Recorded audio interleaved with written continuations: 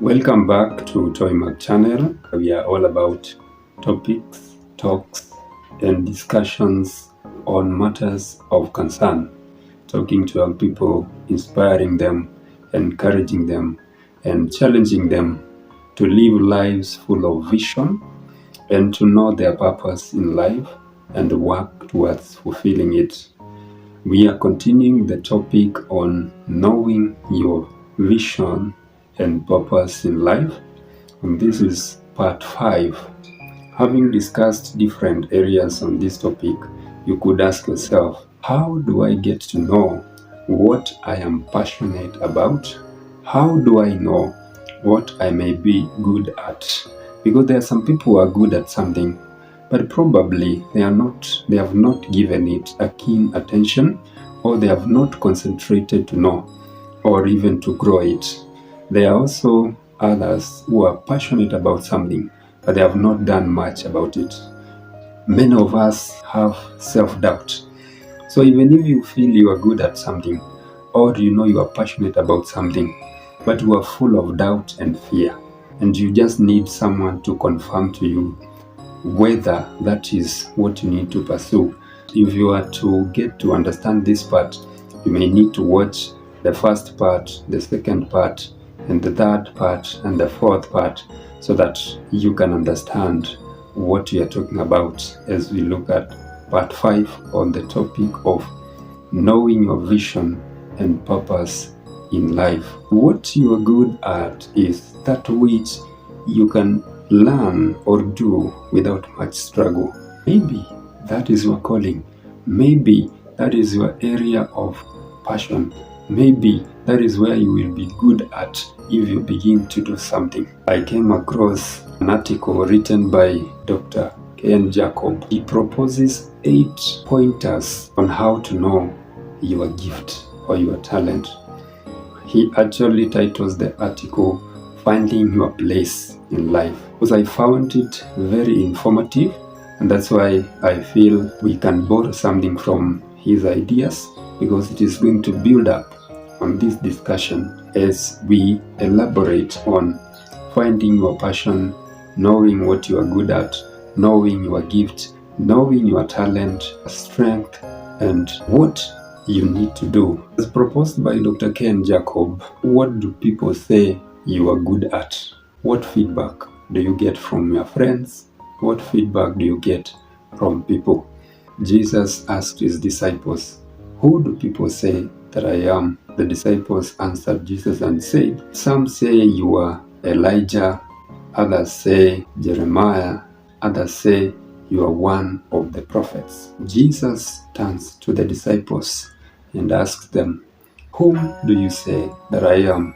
Simon Peter said, "You are the Son of the living God." And Jesus told him, "Flesh and blood have not revealed this to you." I'm bringing this to us because some of us, we do not know our calling. We do not know what God has called us to do. And sometimes God can use people around you, revealing it to them, not just through their flesh or their imagination, but through the Spirit of God. So it is good to listen to genuine feedback from your friends, from your colleagues, from your classmates, from people who give you genuine feedback. It is true that sometimes some people may give misleading feedback, but it is very important for you to get genuine feedback from people and consider it carefully and even seek further advice or assistance. One way of knowing your passion, what you are gifted at, is feedback from people. Number 2, what you hate intensely, something that disturbs you. It could be in the national level, neighborhood, it could be in your school, it could be at your workplace, something that you feel you can offer a solution and change it given the opportunity. Maybe that is what you are called to do. Maybe that is your area of gift and talent. And that is one way of knowing what you are gifted to do or what you are passionate about. Number 3, who do you admire deeply?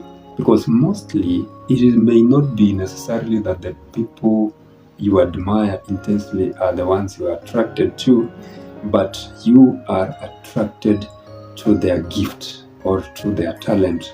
And that could be what is provoking you to just desire to be near them. So maybe that could be a sign that whatever they are good at, you are also likely to become good at it, or that is an area of interest and passion to you. So you may need to begin looking at that. Why do I admire so and so? Why do I just want to spend time listening to them? Why do you want to spend time with that person? Maybe they have a gift that you also have.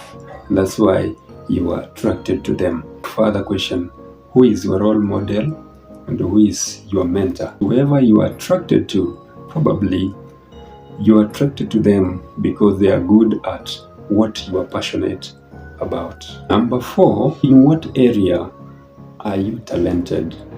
There could be something that you do very easily. Refer you to the topic we discussed about the 12 examples. Some areas that you could be passionate about, some areas that you could be good at. Number 5, dispositions or tendencies. Something that you just find yourself doing over and over again. Something that you just do it naturally. For example, interior designs.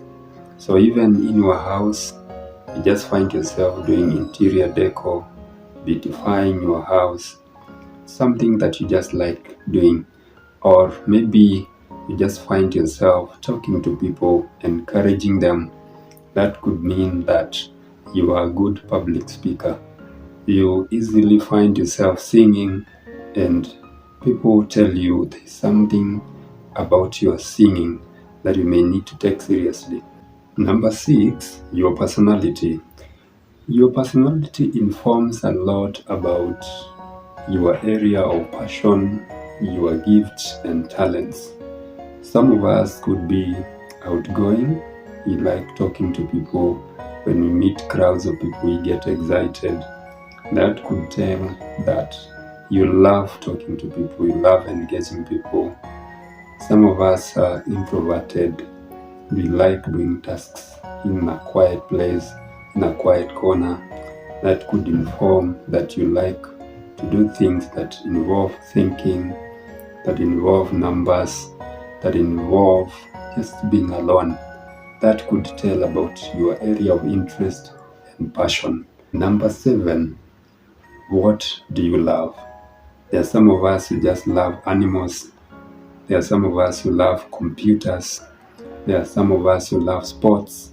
Number 8, and the final point according to Dr. Jacob, is God Himself is the giver of all gifts. You need to pray. You need to seek God. You need to hear from Him. There is a way He guides you. There is a way He instructs you on what you need to do. Pray and seek God to know your calling, your vision, and your purpose. Once again, I welcome you to subscribe. Thank you for your time. Let's meet in the next topic.